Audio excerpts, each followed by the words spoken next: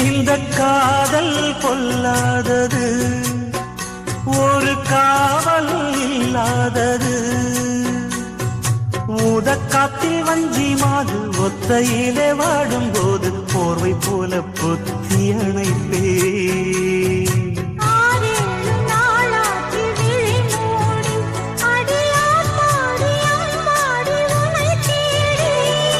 நீதானே மானே என் இளஞ்சோடி, உனை நீங்காது என்றும் என் உயிர் நாடி.